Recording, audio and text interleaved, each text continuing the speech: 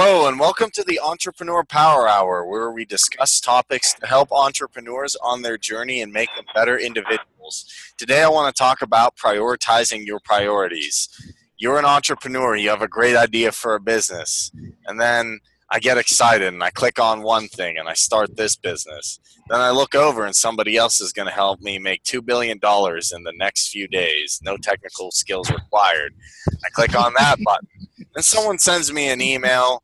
Oh, it just is an easy thing, 15 minutes a day, do this. And then after a while, I have a million things to do, but I haven't really committed to myself to something. And I need to actually get started on what I set out to do in the first place. Especially with the internet now, it can get very, very ADD and you're doing like 100 things at once. I don't help entrepreneurs get away from that and do what they need to be doing with the capacity of what they have. So tonight, let's talk about how do you prioritize your priorities as an entrepreneur and get stuff done. Hi, Cindy. Hi. Hi, everyone. Well, Hi. I think one of the most, I'll start us off. Ron. Oh, Ron's here too. Wow, almost a full panel. Jeez. Yeah. Okay. So I think for me, Kareem, I just had to figure out exactly what I wanted to do. Doing the show, joining Penny What I'm Worth, and realizing that, hey, the more work I put into something, the more I'm going to get out of the results I'm looking for. So I think once you have a goal, motivation kicks in, but you have to keep nurturing that motivation by taking daily action, doing the things you say you're going to do. And I know what works for me is I have an app on my phone that I have set up so that I can put in my phone what I want to do throughout the day. And it'll remind me 15 minutes before I'm supposed to be doing a task that I have said I want to do. It reminds me. So there's wonderful apps out there. Another thing I've done is write down stuff I want to do throughout the day, and I have it like on a piece of paper behind my computer screen here. And I look at it every day and I go, yeah, okay, did I do this today? Did I do this today? Did I do this today? And yeah, there are times when my schedule gets a bit overwhelming, but I always make sure that I take time to just relax, explore, and reflect and go, okay, I could get this done later. I did do all this. So I take more good than bad. If I didn't get something done, it's not a huge deal because it's a journey and I don't have to rush. So that's what's worked for me, guys. I'm going to throw this out for Go ahead, Dan. anybody who might be just joining in, or okay, say like you're that new person and you get involved in a company or something, and you have all these tasks that you get assigned or say you have to do these things and step in order, but yet you don't know fully everything that you're doing or understand everything. How do you even prioritize things like that? Because that was one of the things I went through when I first got involved in like with different companies I've been involved with and stuff. It's like how, and I like a couple of the ideas you said, like make a list or something, put it by where you work or stuff and like that, or have a phone app. I also know of a website called Habit Forge, which is a great place where you can send up email notifications too. So if you have email on your phone and you don't have an app for your phone, you can do that. You can set that up and it will remind you. So there's sources out there that can help you. But like me, I have my phone and I have on my phone, I have a things to do list that I can, put in. And at the time when it pops up, I just slide it and, get it out of my view. Cause I'm at work, it'll pop up or remind me, or I'm here or there. And it's not right at that time. And then I'm thinking, well, I got this to do, I got that to do. And I think that's where a lot of people get hung up. It's like they have too many things to choose from, and they're not sure where to start or how to pick out the one thing that is where they should start and move forward from there. Wow. Yeah. Hi, Catherine. Hi, Bill. Catherine. Welcome. Wow, we have 11 people tonight. This is great. Wow. Yeah. So, Catherine, in case you weren't here when we started, we're talking about keeping a productive schedule, prioritizing your priorities. And I said what I do, and then Dan Sissick just commented. So, anybody want to chime in? Go ahead. Well, I think that is a great question that Dan poses. And since I'm really into focusing on what I want to develop for myself, what I want for myself, that's the first thing I do is I decide I'm going to do this, this, and this. And everything else is going to take a back burner because that's what I'm focused on. And if I want to start classes, I'm going to focus on whatever it is that is going to help me to actually get those classes going for myself. So I understand that. I've been through that also, Dan, where I've had so many things coming my way that just making a decision, and we talked about that in one of our classes, just making a decision as to where to start, that can be a hindrance. That can stop you dead in your tracks. But if you decide something and you decide that you want to build your world. So you're building your world, you're seeing your vision, and you put that energy into it. And the answers will come to you. What should I do? Because I'll tell you something, I don't even use a list myself. I have a few things that I have listed just in case just because I don't want to forget it, but I don't use a list normally.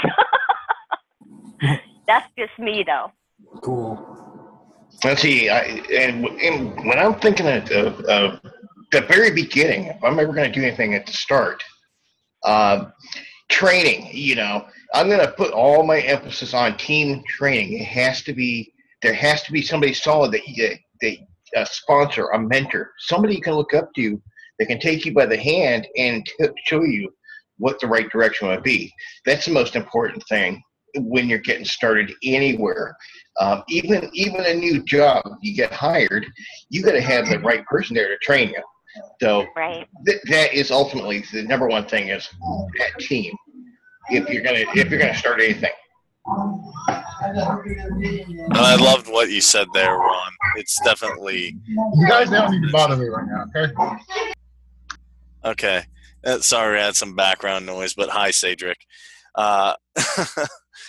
It's definitely essential to have a mentor because if there isn't someone to guide you by the hand a little bit and tell you what you need to be, not necessarily like an iron fist, but hey, you need to start working on this, you need to avoid this, here's some of the ideas that I have for you, and then he can help you or she can help you, guide you by the hand because they've been through it all before, so it's almost a shortcut. And I want to welcome Cedric. Whenever you get rid of that background noise, I can unmute you. Just message me in the chat box. Other than that, guys, what do you think? Has a mentor helped you stay more productive, keep on track, and keep where you're going? At least give you. Sorry. Go ahead, Marcia. Well, I was going to say, in the beginning, that's what we want, right? We need some sort of direction and guidance as to what the starting point is. And I think that's why self-development is so key, especially for me, because at some point, you are going to want to take off and be able to stand on your own. You're not going to want to keep having somebody hold your hand. And that's the whole purpose of self-development, is how well can we develop ourselves, our goals, our schedule, and actually be able to stand on our own 2 feet and create our world, create what it is that our grand purpose is. Yeah, that's the ultimate goal is you want to be able to get out there and do it yourself, at some point. Boy, if you're not picking something up, you're not you're not in the right thing. It's ultimately that is the truth, that, as an entrepreneur, you've got to be honest with yourself. If you're not picking it up and you can't get it, then you shouldn't be there. You should not be there. Either that or you need to ask for help. Yes. That's what it comes down to. Ask for help. Yes. Yep. There's no shame in asking for help because as entrepreneurs, we're our boss, we're our accountability partner. We're responsible for all the results we create. We're responsible for the results we don't create and the actions we do or do not take. So I'd say we need help a lot more than people who aren't entrepreneurs, because that's just the way it is. I can remember a question. I don't remember how old I was, but I can clearly remember a response that my parents gave me. And there's that question, and every parent gets it from their kid. Why is the sky blue? We had no idea, and it may be the stupidest question in the world. But you know what? We don't know any better. There's no, at that age, there's no such thing as a stupid question. That was the response. That was the response my parents gave me. There's no such thing as a stupid question. Right. Anybody and how else? do you explain colors anyways, really? Yeah, you can't really do it. I always found that it's easy to do something, but the thing that's also easy to do is also easy not to do. It's easy to work out, really, but it's also easy to say, I'm going to stay home and not go to the gym. And that's when your priorities start to go downhill. And that's when mine always have, when I say, oh, there's something I could be doing today, but I'll put it off next week, tomorrow, the next day. And procrastination sometimes becomes like my biggest enemy. But in late, it's not just by keeping a list, but I stop thinking about it. I just get down and say, I'm going to stop thinking, or I guess you could say, get out of the analyzer and just start doing. And for me, the biggest thing that stops most people is they keep thinking about it. Oh, well, today I'll get on the Power Hour. Today I'll write that blog post. I'm kind of busy. I got a whole lot of, maybe later. And then it turns into the next day. Has anybody else experienced something like that and use some steps to get rid of that? Well, I myself have gone through that, being human, it happens to me, every now and then, stuff like anybody. I think what it comes down to is tomorrow never comes. That's one of the things I'm learning more and more, and I'm realizing more and more being an entrepreneur and being involved in what I'm doing. When you say, oh, I'll do it tomorrow, well, because tomorrow really never comes. It becomes, when it comes the next day, is today. So then you say, oh, I'll do it tomorrow, and you can get in that vicious cycle. Whereas if like what you were saying, just get down and do it and start doing it. It's like the first time you start working out, everybody's so afraid to start working out because they think they'll look down but everybody's got to start somewhere. Kareem, you need to mute Cedric. And so from there, once you get started, then you kind of get that steam, the ball rolling down the hill, so to speak, and that's where you gain a little bit of traction. And then once you do that, then you develop that habit. And after about 3 weeks or so, everybody's a little different. You find yourself in that habit, and then it becomes the routine, and it becomes part of your normal routine. And then you get that mastered, and then you add to that routine something else that can be fit into that routine. Yep, the essence of building habits. It's just really just jumping in there, because that was my problem. I kept thinking about it. Oh, I'll do it today. And then all it took with me was to get actually in the gym or to get actually going on the project. Then I noticed the momentum kicks in. It's really just that little block you have to jump over of thinking about it. No, let's just do it. I got to get it done. Let's just do it. And I think Bruce Lee got it perfect when he said, if you spend too much time thinking about a thing, you'll never get it done. And he was one of the greatest martial artists in the world. But yeah, Dan, I totally agree with you. I haven't heard from you, Catherine. I haven't heard from Bill or Rick or Cheryl. Get something. Rick. Hey, Rick. How you guys doing? Good. How are you, Dr. Rick? Hey, great. My thing, I started listening to Tony Robbins, I want to say 25 years ago, and he made so much sense to me because I did so many things in my life, but as soon as I found something I was passionate about, I'm really passionate, surfing, and some other things that my whole life changed. Like, I didn't have to make myself, I got to go in there and do that. No. Yeah, I got to drive down to the beach to go surfing. That's the worst part about it, But as soon as I found something in my life that I was passionate about, man, things became easy. But I was blessed to find surgery. I was very passionate about that. I did surgery for 25 years. And surfing, I was so blessed to find surfing. And all the rest of the stuff fell in line. However it took to be organized, I would just make notes. And like I've been president of companies, and I've had 60 employees and stuff like that. And but until I found what I was passionate about, then I sort of felt like I was flailing around. Marcia, she really changed when she found that she was passionate about teaching. You could just tell, because I've known her for a couple of years now. So that's just my example. Thank you. Thanks, Rick. Thanks, Rick. I like to think of time. I've got a new respect for time. Especially when you're talking about priorities and all that. I'm going to call it the ultimate TFG, taken for granted. Because you never know what tomorrow's going to hold. Heck, a week ago, I'm in the hospital and, almost gone. Yeah, bro. Where the heck did that come from? Yeah, I don't know.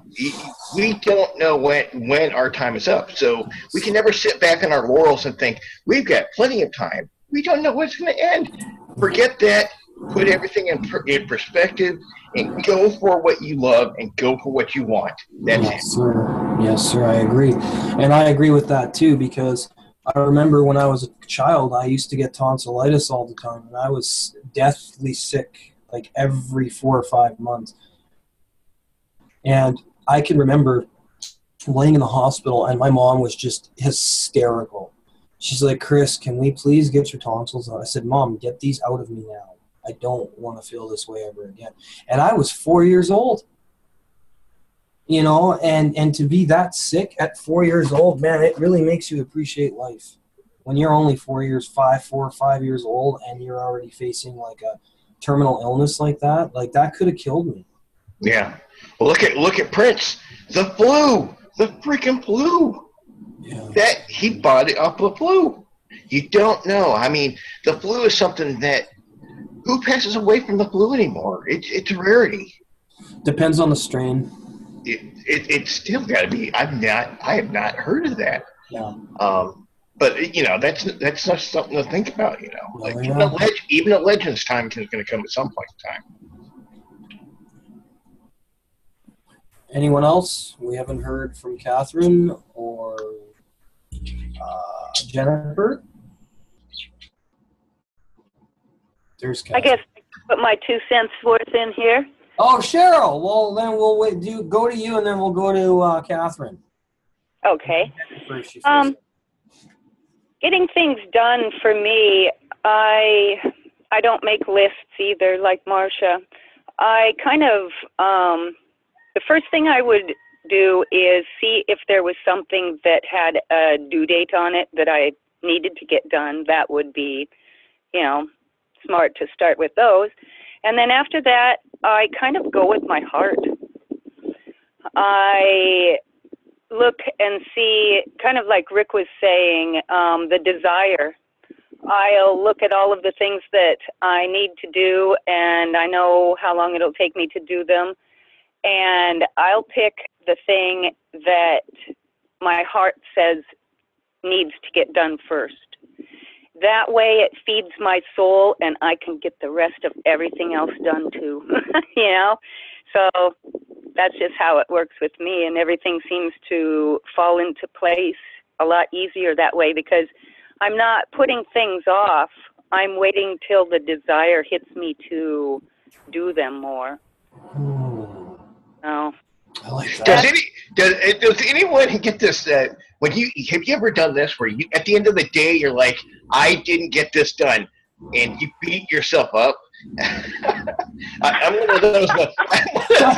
If I see something I didn't get it accomplished, I'm like, oh God, how did that happen? Yeah. But yeah, I used to be somebody that would beat myself up, but I don't do that anymore. I just refuse to beat myself up because I know that I still, I know that there's another day, and it's not worth beating myself up over. Honestly, you have less stress when you don't beat yourself up over those kind of things. Honestly, I could have beat myself up and said, "Why didn't I get certified in Christina's class?" But hey, I wasn't ready to be certified. So I'm taking, I'm going to be certified with the ending of the class that I'm doing with Team Seekers right now. I know that, but it took me a little bit longer, and that was okay. That's what I needed. I needed that time. And I just allowed that to happen for myself. And so the way I look at it, it's happening at the right timing when it should happen. Well, just to go ahead. Well, I was just going to say, I agree with you, Marcia. I don't make lists. What I do in the morning, I mean, I might have a general idea of things that I know have to be done during the day, but when I get up in the morning, the first hour is completely my time. And I ask Spirit to tell me how I can best serve today. And I'm usually guided to exactly what I need to do. And I think that even with what we call procrastination, I think timing is always perfect. And if we can stay heart-centered and stay in that servant, both to humanity and to ourselves, if we can stay coming from that position, then I think things just sort of line up for us. Now one little weird funny tip that I do, because I get distracted off on, I'll have 40 tabs up on the computer or whatnot. So I do set an alarm to go off. That just reminds me to get back on track now, because I can get like totally down this rabbit hole, and I need to go there because that's where I find the really good stuff that I need to know or I need to teach.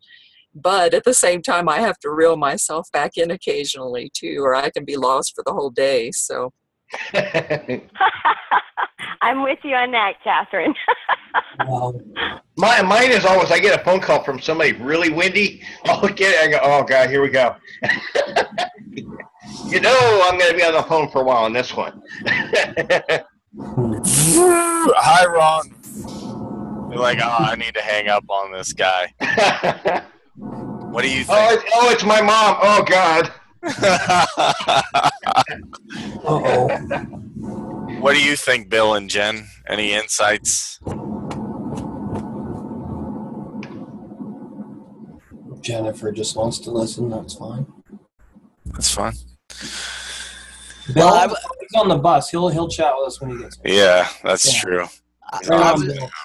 I was just gonna, piggyback a little bit off of Marcia, and stuff, because going back to the idea of and Catherine actually, that, like Marcia was saying, it took her till the second time around to kind of reach that goal of being certified.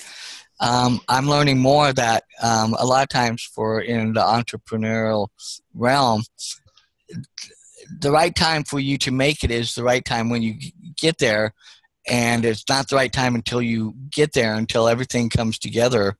And if you look at most entrepreneurs, they worked hard over a lot of years, a lot of time. None of them were really overnight. You might have one or two people here and there, but a lot of effort, energy, passion, love was put into whatever they were doing to finally get there. And I think that's part of the key, is that you don't ever stop or give up, and you don't let the little things sidetrack you and keep you from doing what you're prioritizing or getting in and doing the things you need to do. Because if you do that, then you're stopping yourself from your dreams and living your dreams too. So it's also, going back to just getting in and doing it and realizing that your time will come when it's the right time, and don't beat yourself up over that, because when you beat yourself up, then you're placing guilt and negative and all sorts of negative things in your realm and in your spirit. And I have to say, I learned this from Catherine, from from another mastermind group I'm a part of, and hearing a lot of what she has said over some of the things where I've been on that one. And so it's sinking in more and more with me as I'm going on my journey.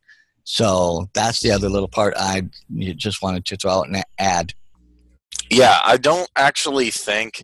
See, a lot of people become entrepreneurs and they're like, okay, I want a certain amount of income or a certain amount of this or that. And really what I've found is once I become the person worthy of receiving whatever I'm trying to receive, then I'll get it, but not before. I got to go through the journey. It's almost the same thing in like fitness or playing an instrument or anything else. I have to become the mindset of that musician. I have to become that leader, that entrepreneur. Then people will come. And that's really what happened when I was doing the other stuff. I couldn't really get someone to talk to me for more than 5-10 minutes. And now that I've changed my posture, I've changed who I am, I got different skill sets, I can go up comfortably to someone and say, this is what I'm doing, this is who I am, this is what I'm all about. And 9 out of 10 chances they'll gravitate to something, or they'll ask me a question, or they'll be interested. It's funny because I was never in that particular role. A lot of people who were doing jobs I was doing, especially in IT, I'm not saying I believe in stereotypes, but the stereotype was you weren't really a leader. You were a guy behind the keyboard. You didn't do public speaking. That was definitely something because you didn't have much communication skills. Definitely you weren't in a band. You weren't doing anything like that. And it took time for me to get kind of outside of that frame or that stereotype a lot of people created for me and just start exploring, seeing what I was good at. And yeah, I can make a good website, I can make a good video, but I can also like play guitar, I also like do physical fitness stuff, and I also do public speaking and other stuff, interested in traveling. So it's really for where this comes into prioritizing your priorities is it comes from the deep idea that I'm going to explore everything I have, make a list about what I'm interested in. So I do make lists on my Trello board. And then once I find that thing I'm passionate about, like Rick's saying, I go after that. And this is one of the things I was intensely passionate about. I do make lists because sometimes I have a million things, but I know every day, 7:30, I'm here in some way, shape, or form, and I'm giving people insights. Thank you very much for being here, Catherine. I enjoyed what you had to say. All right, guys. Does anybody have – what's up, Ron? I'm thinking, the Nike phrase, just do it. It does. I was just sitting here thinking about this. As a writer, whether you're even, a musician, if you want to write a hit, it's not just overnight. You got to get out there, just do it, just do it, just do it. And that is the truth. It doesn't matter. There's no wasted day as long as you're out there promoting yourself. And whatever business, whatever service you're doing, it's not going to be overnight. You got to get out there. You got to get seen. You got to really let everybody know what you're about. Yes. And, there's no perfect solution to it. No. It's just get out there and every day just do it. Let yourself be seen, even if it's one person. You talk to one person, at some point in time, there's going to be a second person. Yeah. And that person that you talk to the first day, they're going to bring somebody else, and you can talk to them, or they're going to say, man, this is the greatest hot dog in the world. They're going to say, man, I've come back from my buddy. Yes, yes. And all of a sudden, you get more people. Yeah. But guess what? You created that certain hot dog. You have that special seasoning. Nobody else is going to create that hot dog, but you did for some reason, and it came out of nowhere. But every day, you're just that little peddler with that little cart, whatnot, and you just get out there, and sure enough, next thing you know, you got yourself just everybody was coming to the ballpark to see you with your dogs in the cart, But that's just the way it is, and it's whether you're a hot dog vendor, whether you're a writer, whether you're a musician, whether you're advertising. It doesn't. It's everybody's the same. It's just got to be out there. You got to do it. There's no secret. That's well, I guess there's the secret sauce is out there. There it is. Just do it.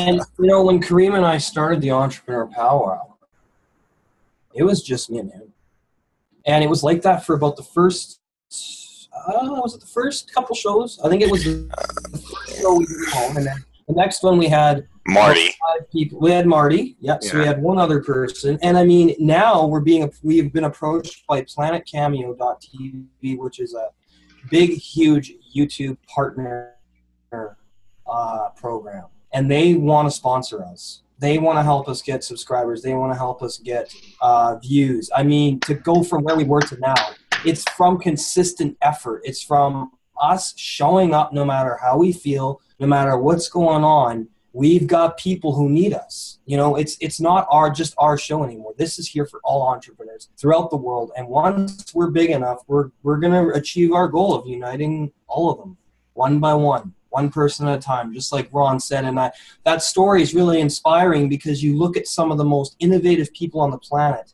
They started off just doing it, going out on the street and pushing that hot dog cart or whatever the hell they had to do. They did it. And that's the difference between success and failure. You just do it, and you do it, and you do it, and you do it, and you do it. And here we are. And we're not done yet. Not even close. So that's passion in a nutshell for me. And same with music and Pay Me What I'm Worth and the show and like just meeting all you guys, being able to travel and just, yeah. So it's one show at a time. Why not? Yeah. Okay. One video at a time, one show at a time. I mean, it's interesting because a rock band I really like, Boston, for the longest time they were just making music in their basement, and they probably thought like, why are we doing this? And someone said, this stuff is great. Why hasn't someone found this out yet? Or like John Paul Jones, who was homeless for a while. And I'm sure there's so many people telling, well, you're probably homeless. You're not going to own a shampoo company. I really wouldn't, try this Paul Mitchell stuff. I mean, come on, dude. I think I know why Boston did that. You know what the answer is? It's more than a feeling.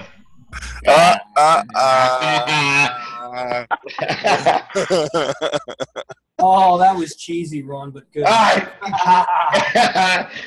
Oh, why not? You threw up Boston. Why not? Yeah, awesome. I think I'm picking up on something. See Ron Lester walk away.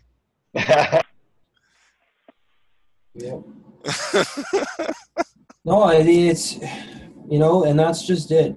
You meet the right people. The more you do it, you meet the right people. And we want people to know, hey, we're here. You need a platform to connect with other entrepreneurs. We're here. This is what we do. We don't care what business you're in. You could be selling soap on the side of the road. Like, get on here. It doesn't matter. We don't mind. We don't care if you're in network marketing. Doesn't matter. If you're a seamstress, if you're a professional surfer, if you're selling light bulbs out of your basement, whatever it is, it doesn't matter. You're welcome. Everybody's going to have a problem at some point in time. You never have to worry about being alone. We're here. That's right. And what better, how many times, that's the worst part of being an entrepreneur. Especially, in the beginning, it's like, oh, I'm all alone. Well, guess what? Now you're not. Yeah, exactly. I like, and just imagine the more networks of different people, different groups that you connect with, the bigger your spider web gets. And opportunity is so much more there for you when you do that. Marsha's hitting the nail on the head with that one. Yep. Yeah, because there's a lot of marketers out there like, build a list, build a big list, build a big list. Well, I don't know, half the people on this list. I mean, yeah, I guess that's cool. If all you're going to do is like email people till the end of time, go for it. But really, the thing that's more important than building a list of 1,000 people is to connect with 10 of them Yep. Get a good friendship, get a good relationship started. And then, funny enough, you get those 10 people and they're excited, like, woo, I like whatever you're doing, whatever it is. That's a whole lot more productive, in my opinion, than just getting people to sign on an email list. Not that that's important, but the relationships matter a whole lot more than just that huge list. Because once you have 10, 20 people, they're like, man, this guy has a vision. I see something in this.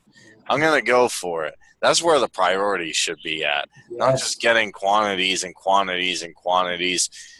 I mean, I'm not against advertising. I'm not against building a list. Don't take that way. But I am saying, if you have that huge list, connect with 10 or 15 or 50, Skype them, call them, hit them up some other way. If you can meet up with them, that's probably the best thing. And just get to know that person. Get to know what they're all about. What are their needs? That's what you're looking for. What is their vision, and how can you help them facilitate that? And Kareem and I, we were involved in stuff that had so much pressure and structure that we weren't able to branch off and create our own brand. That's what we have now. And I love doing this. This is something I love to do. When I was doing the other stuff, I was like, oh man, I got to go out and do I had no inspiration. I felt like a robot in a program, and I had to do what every one of these people were telling me. But you know what? They didn't teach me how to be a mentor. They mentored me. They didn't teach me how to be one. Not the way Soul Dancer has and our teacher, Mrs. Marcia Sortino. Not even close. And, it's because I was just starting out. So, you start out with something small. You learn and you take steps and you go and you advance and you keep going and you keep stepping up the ladder and up the ladder and up the ladder. And eventually you come to an epiphany and you kind of almost don't know how you got there. But what you do know and what you remember is what you learned. And go ahead. I'm done. I'm gonna say, scrap the term list. I hate the term list. Think of it as PAP. People are potential. Yes. PAP. That's it. When I look at people, everyone's got potential, and it doesn't have to be for your business. When you build a relationship, everybody's doing something. They're, maybe they've got their own business, but when I'm saying when people are potential, it's everybody can add value to one another. You shouldn't looking at it for yourself, but look at it as potential for everyone to grow. It's like a tree. You want to water that and build it, So instead of building a list, you're building the PAP, the PAP tree, with that, right Absolutely. there. That's, because like, for example, I have a meeting tomorrow. So I don't exactly know what the gentleman wants. I know he says it's a big deal, and there's a lot of people involved and a lot of pieces. But I was happy enough to get that call because I'm kind of intrigued. I'm going to see what he's got in mind, and I wasn't thinking, well, I hear that every day, because everybody's got a big idea, and I do hear that a lot. But I'm not going to poo all over them just because they usually You're going to stay open-minded. You're going to stay open-minded. You got to stay open-minded if you're going to be in this industry of networking. Yep, the path tree. It's the relationships that count. In the very end, the relationships that we make with people, I mean, gosh, that's like gold. The relationships that we make with people. Yeah, I think a lot of people put, when you think of the term, I think when I hear the term building a list, I don't care. That term list, it's almost inhuman. Almost a worry. It's almost impersonal. Exactly. It's impersonal. That's what it is. Yeah. So if you think of it like something like a PAP tree, that's something to look forward to. It's not something to stress about, and I'm going to build a list. The heck with that. I'm going to go water my PAP tree. Yeah, I like watering the PAP tree. See, that'd be an interesting thing to actually show, like, network and affiliate MLM and like affiliate marketers and stuff, because they're like, build a big list, the money's in the, that's all I hear. I'm like, well, you know, the money's in the list, I'm going to be like, no, the money's in the people who you actually connect with on there. It's in the tree. Yeah, and I'm not against like a list, because a list gives you potential people to connect with. Yeah. But you gotta actually like do this thing called picking up the phone and talking to them. People are like, oh, well, what's that? Heaven forbid you gotta build a relationship with someone. I can't just text them and send them emails. No. Nope. Doesn't work. Well, I kind of think it's easier to build relationships with people, like in platforms like this, Zoom, or going to somebody's webinar where, you know, a bunch of the people are there. I mean, it's just so much easier to do it that way. You know, I've gone on to Catherine's webinar with what she's doing, Catherine, and you know, I've been on to different platforms with different networks. You know, Samantha's her Saturday morning mastermind group. I mean, that's where I started meeting more people. Those kind of things. It just helps. It helps a lot to have different networks that you're connected to. Well, and that you actually get to meet the people and hear their voice. It helps. Francis Richardson, welcome. And you know, I think, Marcia, that it also shows that you have integrity and credibility, and that you care about what other people are doing, and you want to be actively involved in helping them with their causes and dreams as well.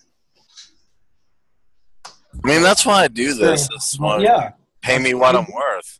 The Aloha Hour. I don't want to email Rick, well, you know, I did some good stuff today. I helped some dudes out. Woohoo! Or I would have been on there last night, but I just turned in early. I was not feeling hot, so. And pay me what I'm worth can, you know, Soul, I got a lot of revelations. Let me email them to you. He'd be like, why don't you just get on the call and tell me? Same thing with this. This wouldn't really, like, how do you prioritize your priorities? Everyone send me an email or a text. Okay, thanks. Like, it just doesn't have that impact that you need. And I do like, the only hard part about webinars is sometimes you can't see everybody, and sometimes the host can mute different people, which I can here too. But webinars to me were more of a teaching platform. Like, I felt I was in class and there was a lecturer. Where this, it's not necessarily a class. I'm not like telling people, here's, as long as you're not swearing or saying anything crazy. I'm not going to say you can't say this, you can't say that. It's not about, it's just about like kind of free-flowing consciousness, which I think is cool. And Fran's here. Yay, Fran. Hey, guys. Hello, Francis. Hi, Fran. I'm technically challenged. Believe it or not, I couldn't get into my Skype today, and everything I used, they kept saying, we don't have that on file. And then I thought, I don't need to get into Skype. All I need to do is get into my downloads and click on Zoom, and I'm going to be there. Yeah, we missed you. I was like, where's Francis at? Oh, yes. My nurse said, why aren't you there? They're going to have a search party. Yeah, you missed the party. We had all kinds of good things, or interesting things going. Even Ron made a joke about Boston. Oh, oh, Boston, no joke. Yeah, and no, Cindy, I don't mind webinars either, but I guess this is a different thing from a webinar. Webinars are fun, but I also like to have the free-flowing consciousness too. Yeah. We're all teaching each other at once. I agree. I think you learn better this way. Yeah. Oh, yeah. Because you get a real interaction and you get a real interest, not just somebody up there saying this is this, and kind of like you're required to know it, or it just. I think what you're trying to say kind of reminds you like back in school. Yeah. Yeah, a lecture. Just Right. giving a lecture. Teacher up front and teaching and stuff. Yeah, that's how webinars, I agree, they tend to feel. And I've been on quite a few good ones too. Oh, I've been on excellent webinars. The information was great. The offers were great. Some I even took. And some people I connected with and said, man, I really loved your webinar. It was great. And they're like, thanks so much. And I'll check out your product. And eventually I'm going to do the same thing. But ultimately, I liked webinars, but I wanted to do something different. I didn't want to just be like that. I don't want to be that guy like, okay, guys, everybody mute. Here's how you prioritize your priorities. I'm going to share screen. So first you go on Trello, then you do this, then you pull up your smartphone. I'm like, no, other people have a voice. What do they have to say? You're talking about the difference between really just going to a webinar to watch a presentation versus going to something like this or a blab where you can interact. So the difference is that we get to have interaction here. And that's what builds that the pap tree. I'm watering the pap tree now. See, I got my tree that's invisible. People are like, if they're joined now, they're like, what's wrong with this guy? I need to leave. And then the tree's growing big. I might go get a small tree and start watering it, put pap on it. But we're watering the pap tree right now. I like that. But this is how connections are made and how you build and how you can learn and get ideas. Like, a couple things people have said tonight is like, oh, I never looked at it that way or from that point of view or perspective. It gave me a new twist on something on how to maybe do something within my own business that I can integrate or use or build in or, because we all have different perceptions and thoughts of where, how we see things, but somebody else might have something and it can help flip us, like, oh, well, if I do that, maybe, I'll get this type of result or it'll help me improve this result or something like that, rather than spinning wheels, doing the same thing over and over, thinking you're going to change it or make something different or better. Here you can kind of bounce it off with and say, oh, well, that's why maybe if I try this or something like that. And it's kind of like if we were in person doing it with our best friend or something, where you have that connection and stuff. So I see it as building it that way. And we get to know each other better and build that sense of community.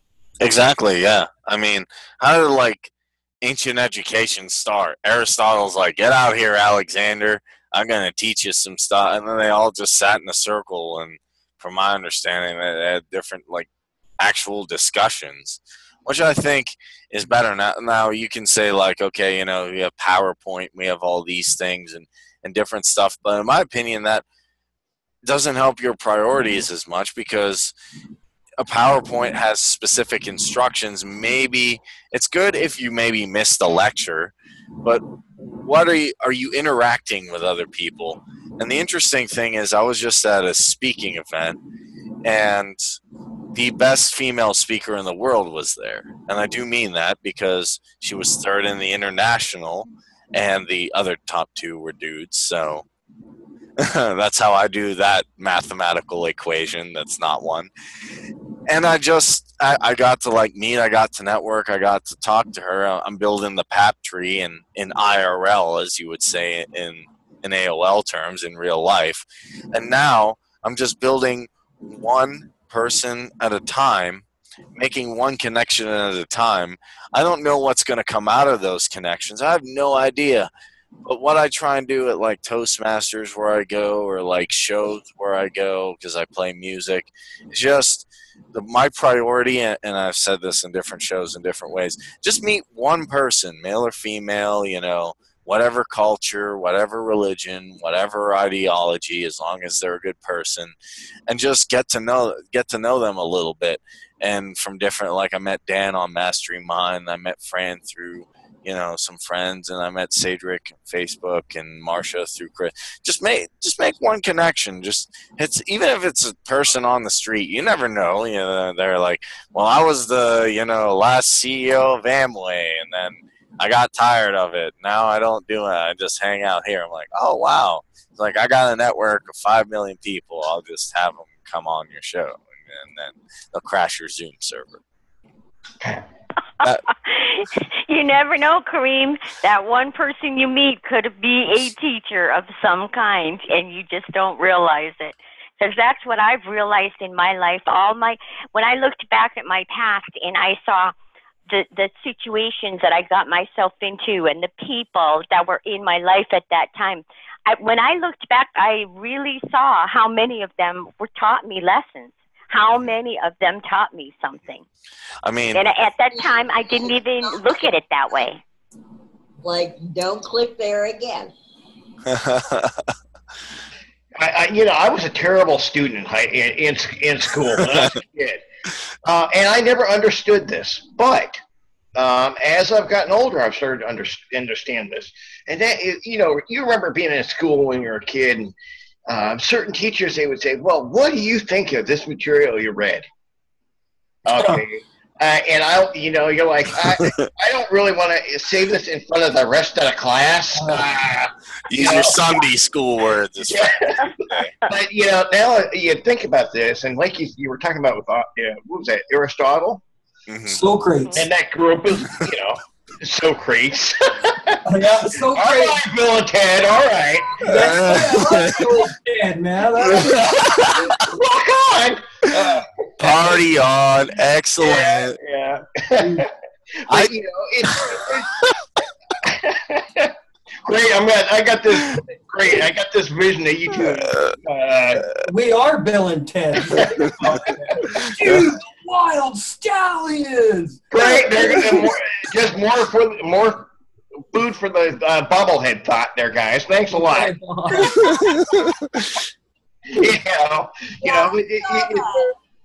But back in the class, you never wanted to say anything because you felt like kind of an idiot. But the fact of the matter is that is the way to grow. Yes. That's the way to learn. Talk about it. And now I can take my hat off to those teachers, even though they probably hated my guts back then.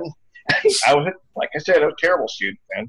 I was too. I have respect. I have so much respect for them now. I think that people like us, we can't be taught by the school system because we have creative intelligence and we want to create our own reality in our own life. So we don't fall in line, and that's good. I don't want to be like everybody else. I'm unique, and we're all unique, and that's what being an entrepreneur is about. You gotta create your own life. Yeah, Chris, I don't want to be you. I want to be me. Yeah, exactly. Exactly. I do me better than anybody else. I would say I want to be me unless I could be Batman. Always be Batman. Or Bill and Ted. Or Jesse Leach. But anyway, I never paid attention in school because what would happen is they give me like a history book and they're like, fill in the bold letters. Or they would give me just busy work, just so much busy work.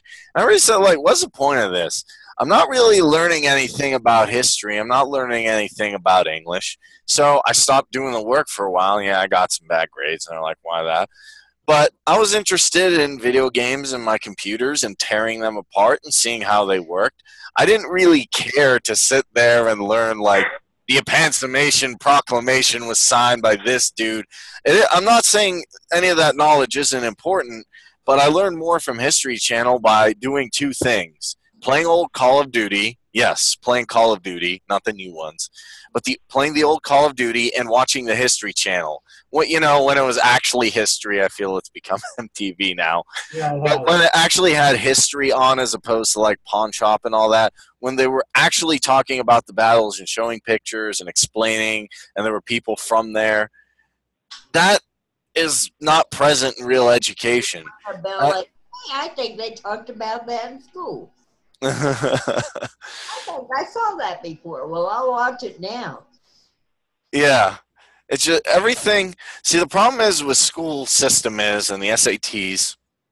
If I were to say everybody on the panel, what we're going to do is we're going to have a public speaking competition about how to build a website or how to motivate people, and the best one gets the best grade. Well, I have some talents in that, but Ron might have talent. Okay, everybody, instead of scrap the public speaking, everybody has to make a marketing video with Ashton Kutcher. The only one who can do that's Ron.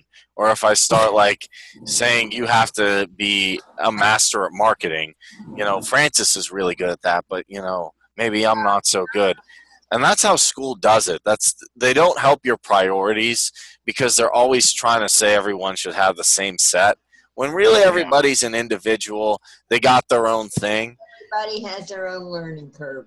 Everyone has their own learning curve, and most importantly, everyone has their own niche that they're really interested in and good at. And if you let them just master that niche and learn the stuff within that, that's what will make them good, really. I mean, Steve Harvey had the whole segment on, like, he had friends who all they did was just cut grass and have landscaping companies. So, I mean, yeah, that's a big difference from schools. This type of classroom in comparison to these schools, that we grew up in. The reason that a lot of people took off and when they dropped out of school, there's a reason that happened. They aren't in the schools. As kids, they want to program us. They want to train us to do a certain thing. So, for example, classes on I had a English let's use English as an example for poetry. There are different people have their different perspectives, but whoever is teaching a class has the one that they want you to see. They want you to see their perception. They want you to have their answer, so that when you take a test and you're going on, they want that answer to be the right one. And there isn't really necessarily the right answer when you're talking about poetry. I'm sorry, we don't know what that poet was thinking when they wrote it at the time. So it's That's so true. it's rather naive for somebody to say, well, that's what the poet meant. I always thought that was kind of naive. Well, that's where a conversational atmosphere like this kind of works, because I never thought about it that way. Like Dan was saying earlier, I never thought of it that way. No. Wow. Yeah. I always thought my perspective was the right one. Well, I don't. Well, maybe I need to rethink that just a little bit. Guess what? I'm not perfect. Kareem's not perfect. Francis is not perfect. Dan's not perfect. Marsha's not perfect. Nobody's perfect. So there is no perfect solution there. But here's what I think, Ron. We are perfect. It's just that perspectives are all different. So, as far as how we perceive something, one person's going to think, well, that's not the way it is. And another person's going to think, well, no, that is the way it is. So what's right and what's wrong? There is no right and wrong. Yeah. Well, it goes kind of like, when I'm going to use a weird example, but I think it works great here, is like when policemen are interviewing people for, like, say, a crime, a robbery or something. You have one person that sees this one way, and you can have another person that sees this different way, and somebody else, and they're all seeing the same thing. From two different angles, yeah. That's a great analogy. Because a criminal, they're going to think the policemen they're off their rocker. Policemen think the criminals are off their rocker. Well, it depends. We don't know what circumstances are. So everybody's got their own rights and their own wrongs. And that's a great analogy. Yeah, there's actually an interesting story that comes, I think, out of it's like a little Buddhist story. And what happens is a little kid, gets a horse. And then everyone's like, oh boy, that's so great. Everybody in the village is so happy. And then the one elder of the village says, we will see. And then he rides the horse, gets hurt, messes up his leg. Everyone's like, oh, that's so terrible. That's awful. What do you think? Oh, we will see. But since his leg was broken, there was a war that started. He couldn't go off to war, and a lot of people got hurt in that war. And everyone says, "Oh, that's great." And then the village elder says, "We will see." I guess meaning that a lot of people can see, like, I have a different perspective on my, entrepreneurial career. Like, oh, what I was just doing, I failed at. Isn't that so terrible? I put so much time and effort in it, and I just failed at, doing this business or doing. It's so horrible. What do I do next? And I could look at it as something, it's the end of the world. When really, what happens is, I run into somebody else, and then I find what I'm truly supposed to be doing. It's just like that little kid. We will see. And that's kind of the expectation. I don't say, like, this is so terrible, this is so horrible, this is so great. I say, okay, what's this trying to teach me? And we'll see the perspective. And that's kind of how I work it. And we will see. And we will.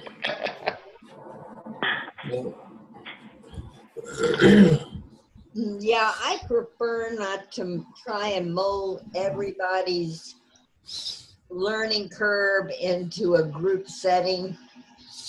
I prefer to work one-on-one with somebody, or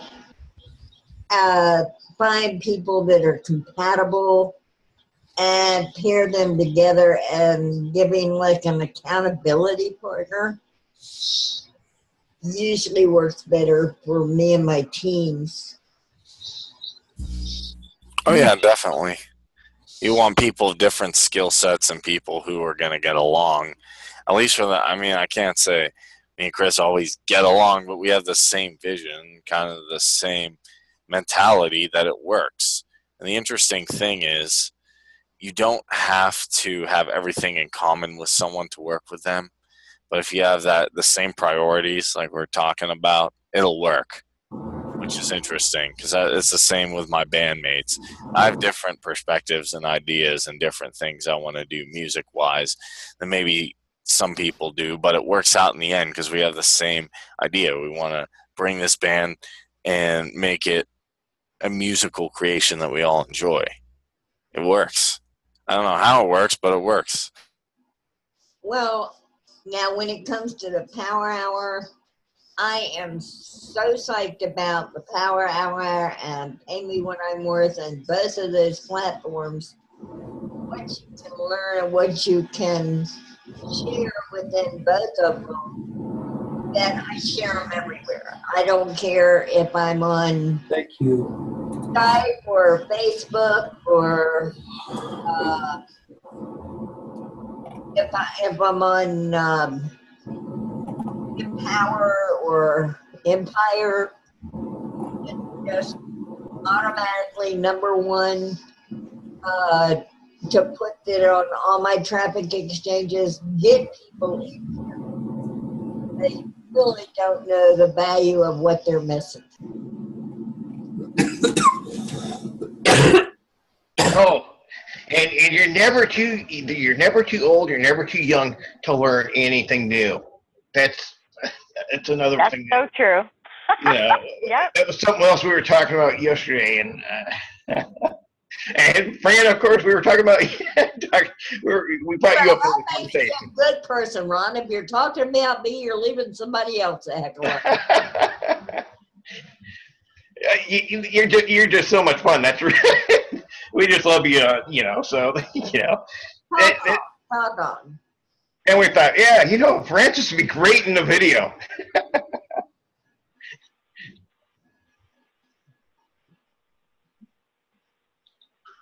All right, Chris, and Cream and Chris are muted now. I love it. I want the bobblehead dolls. That's a idea. Yes. I think it'd be hilarious just to see there's Cream today. Yes. Oh boy, that's what I go down in history as. They started the Power Hour. What memorabilia do you have?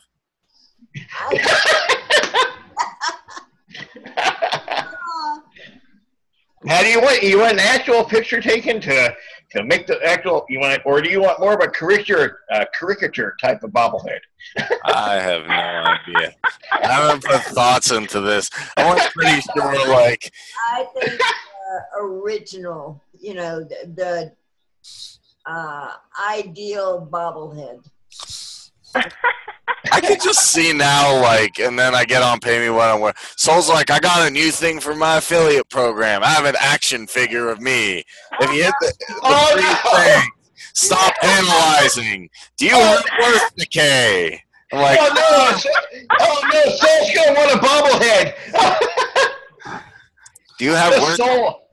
I want a small bobblehead. I gotta tell you, if I see a bobblehead, I'm definitely gonna stop and watch whatever it is that's happening.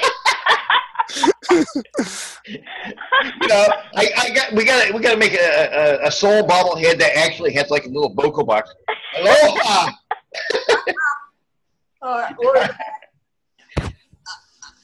There's no other laugh like Soul's. No. What's that thing he's always doing? Uh-huh.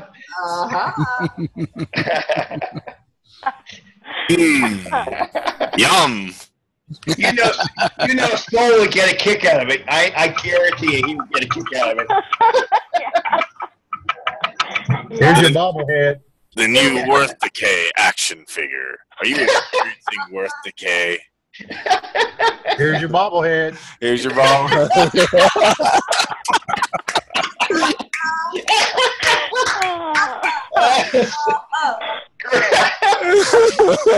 Yes. Wow, this is turning into quite the party.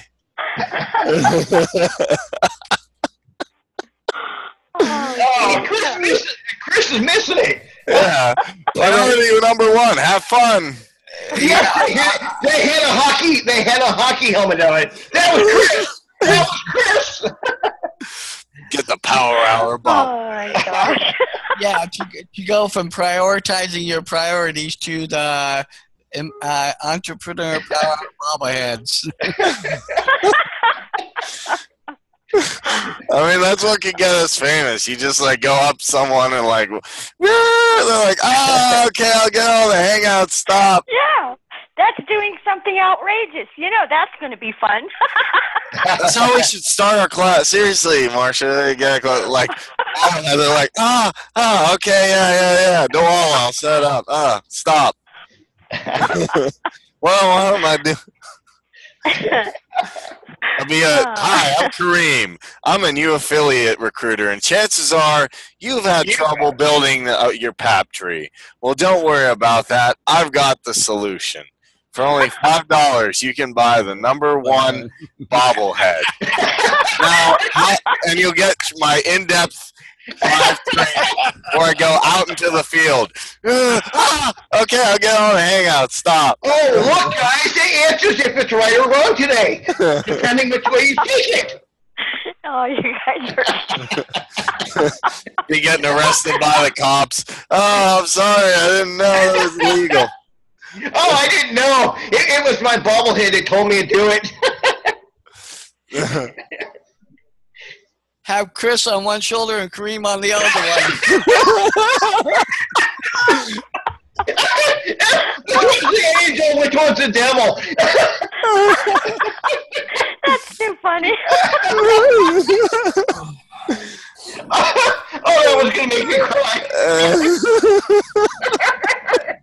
What did I miss while I was preparing some flu medicine?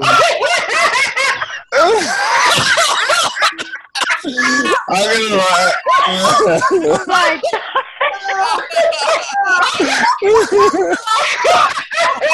We got everybody laughing.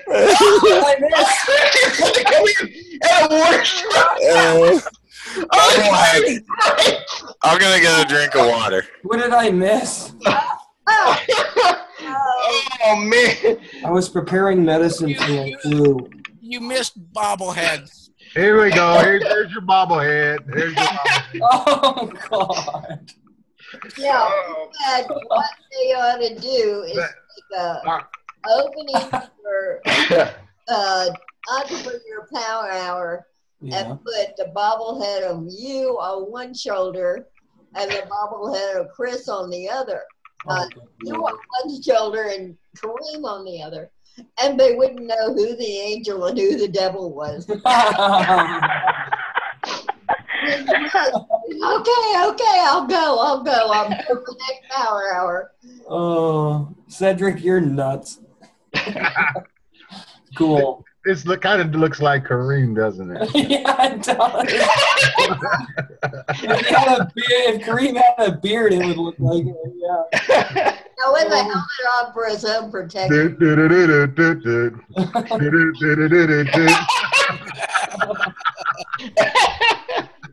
Oh my gosh, tonight was a kick. Yeah, that's good though. We need this on the show. Yeah. Oh, wow. Kareem took off to get a drink. And I'm under the weather, so I'm preparing some Neocitrin. This shows how much entrepreneurs can have fun. I know. Making fun of us with bobbleheads. Thanks, guys. Well, you got to watch that one, Chris. You got to watch the part you missed. It was so I will. funny. It's getting recorded. I'll watch it. Don't worry. It was just great because you came in at just that the moment, and it was like, well, yeah, obviously. It could not have been scripted better. I mean, you just what I missed. Because your head was like, what I missed. Oh man. I bobblehead. Wow. And Kareem's back. I'll be right back because now I have to go to the restroom because I've been laughing so hard. That was like hardcore. I was like, I'm like, I need to stop. I'm like, Leave at your own risk. yeah. The Entrepreneur Power Hour disclaimer may be too funny for you to handle.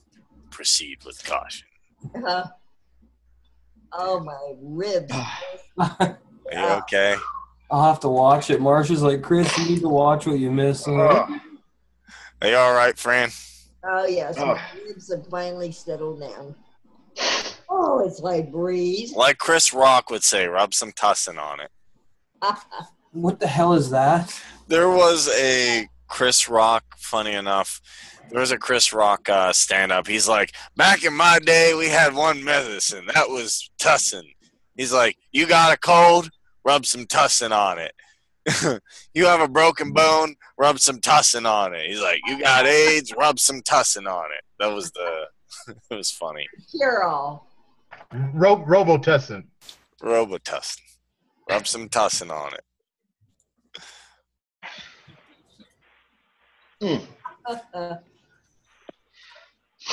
People coming to your Zoom hangout, bring a bobblehead. Yeah. I didn't know that. You said the one that Ron just showed, Derek just showed, was very similar to you, but with your crash helmet on. So you don't lick the windows. So you don't lick the windows. On the special bus. Hey, wait. What if that's your entrepreneurial profession? What if you're like, hi, my name is Kareem. You find Windex hazardous and dangerous to your health? Well, chances are you need a new way to maintain the clarity in your home so you can look out the window and see stuff. I'd like to introduce my new info product, how to clean windows with your tongue. No, we're just going to put the helmet on you and tell them you ride the special bus. And then wait, we can upsell them too. Special.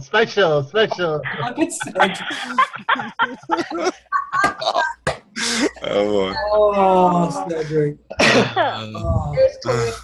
Ron, I have an upsell idea. Windows. Okay, and for $70 of a one-time fee, we'll show you how to get your friends to keep your windows clean. Yeah, I ain't licking no windows, buddy. Sorry. Neither am I.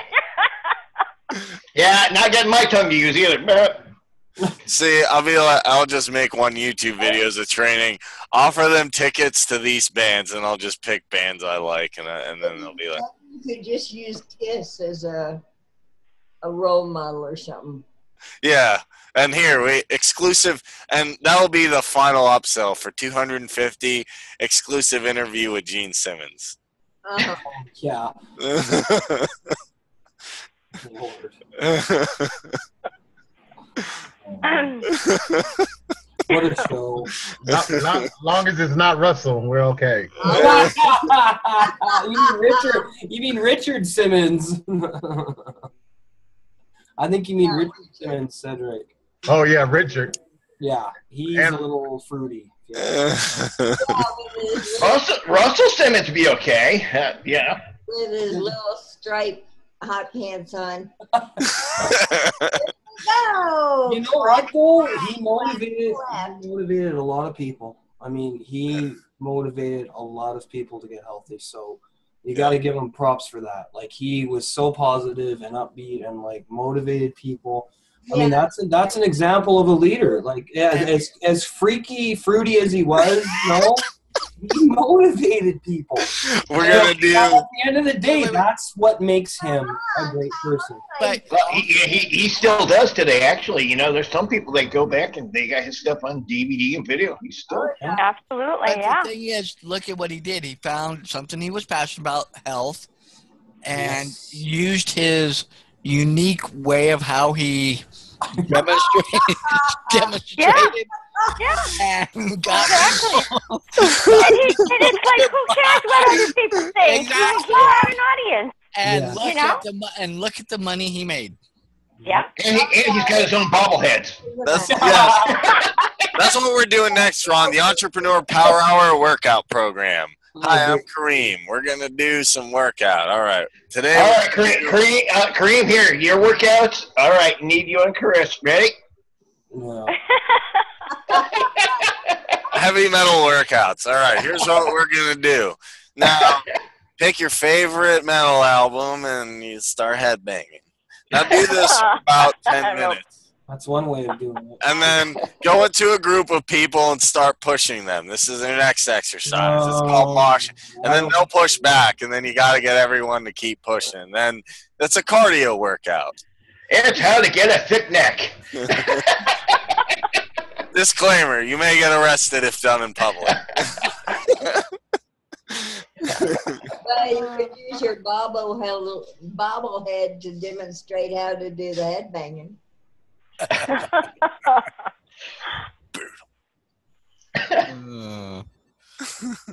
So would you guys, the Entrepreneur Power Hour workouts, if you thought P90X and Insanity was difficult, wait till you see this.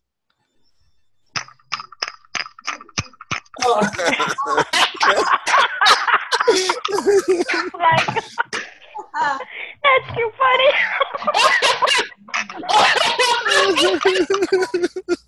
Get both of them. The headbangers are here.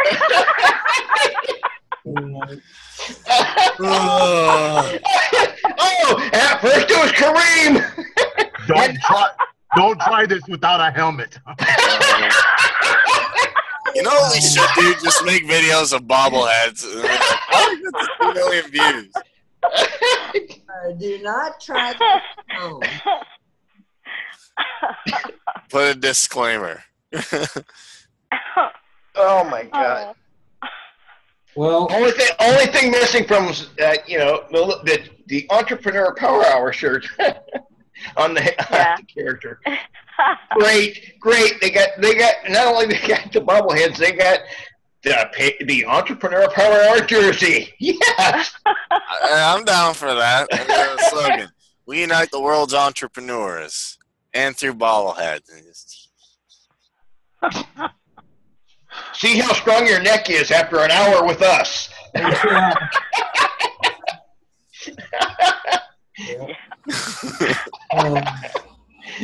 I actually like that idea. I'm gonna and as they cross the stage, they get a life-size bobblehead. I'll be on a TED Talk like, what inspired you? Oh God, I can see Kareem just shaking his life-size bobblehead. I get all professional in a suit and a TED Talk. So, Kareem, we understand you and Chris were struggling for a while with the Power Hour. Yes. How did you make it to 10 million views and millions of subscribers? Like, what? Kareem just opening his arm, smacking that website. They're like, this is a TED Talk. This is professional. I'm like, this is how you get rid of the problems. Wait, no. And you could answer that way. We bobbled our way to 10. We bobbled our way to the top.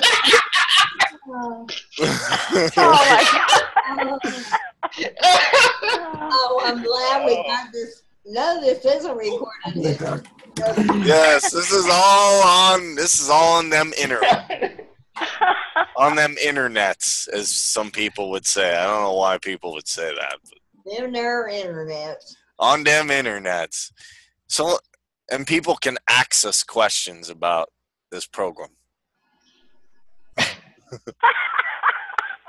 It's a priority to get, to become part of the internet. I just remember listening to Zig Ziglar, and he's like, you need to do a lot of things for your personal development. Some things I recommend: thinking positive, eating healthy, joining an exercise program. I'm like, don't you mean program?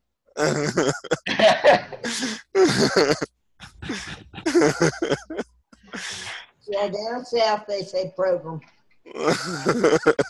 I'm appealing to all entrepreneurs of all different walks of life.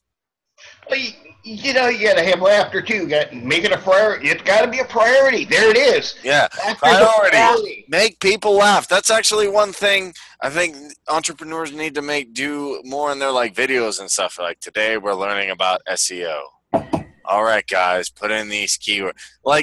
I'm not saying make it a whole joke thing, but be funny a little bit.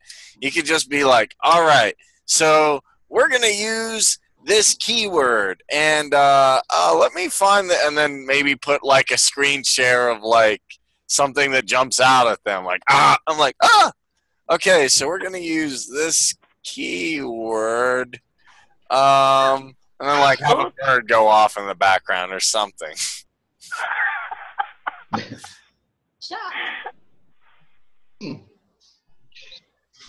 But you know what? It's all fun, If people are having fun, that makes everything worth it, That life is fun, But there's times to be serious, but most of the time you gotta have fun. Yeah, if you're not having fun, what are you doing? So I'd say top priority is have fun, and then make a list and do all that stuff, and build your. No, I'm kidding. Guys, no yelling. All right, Dan. But have fun and build your pap tree. That was another good thing. Have fun, water your pap tree, make a new connection per day. If you need to, make a list. If you don't, just do what feels good. I want to thank Ron, John Lester, Dan Sissick, Francis Richardson, Cedric for hitting those bobbleheads constantly, and I couldn't breathe.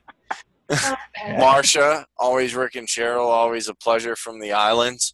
Bill Maybauer, Cindy Ashline, Catherine Clement, and I'm sorry I missed Catherine. No, she had to go. She'll be here again. She's cool. She was on earlier, and Jennifer Sherry of NSDF. Definitely a great panel. Had tons of fun. Had a lot of people. Some good laughs, and we will see you next week. Have fun. Thank you.